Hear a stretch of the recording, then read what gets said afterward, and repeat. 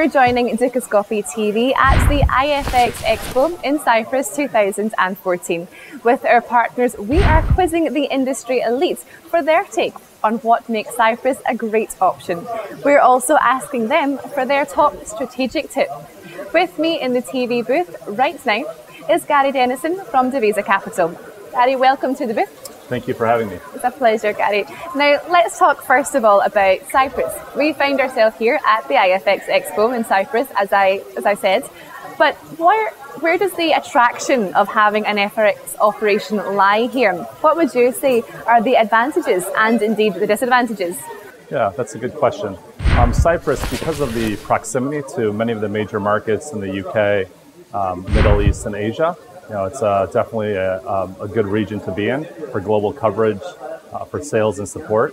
Also, because of the growth and that there are so many FX brokers here, it's not difficult to hire experienced staff and also work with many service providers that are here locally.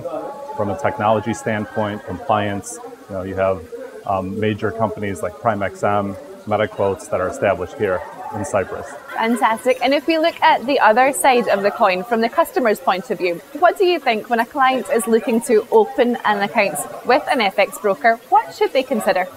Well, I think one of the main things that the client should consider is the reputation, obviously, and the regulatory status of the company. Also, the risk model. So Divisa being a DMA, SDP agency-only broker, we have the best interests of the client in line, as maybe opposed to a B-book or market maker who doesn't have the same type of interest.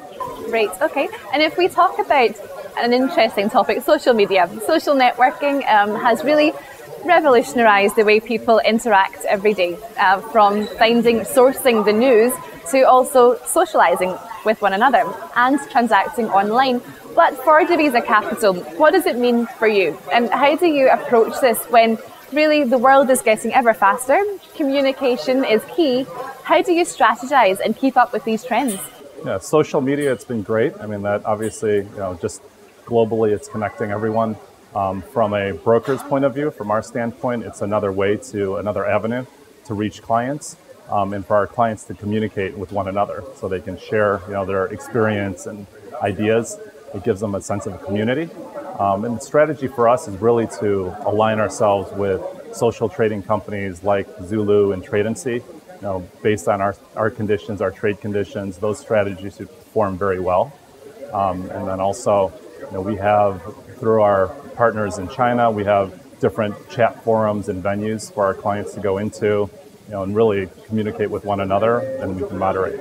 Fantastic. And if you could finish up for us, Gary, and tell us what would be your top tip for someone who's looking to get into the industry, perhaps as a startup broker, what would you give them as advice and in strategy? Well, I think it really starts with having a very strong core team. And you want to make sure that you have a focused vision on the niche market you're going to pursue.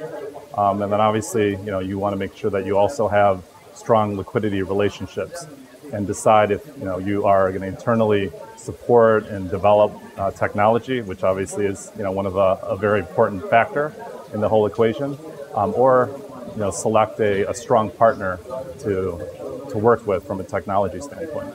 Okay, well, Gary, thank you so much for your insights today and for joining us in the booth. It's been a pleasure talking to you. Well, thank you for having me. Thank you. It's been a pleasure. Okay, well, that's all from Gary and myself. Please do keep clicking back to find out all of the insider info from the IFX EXPO 2014. Goodbye for now.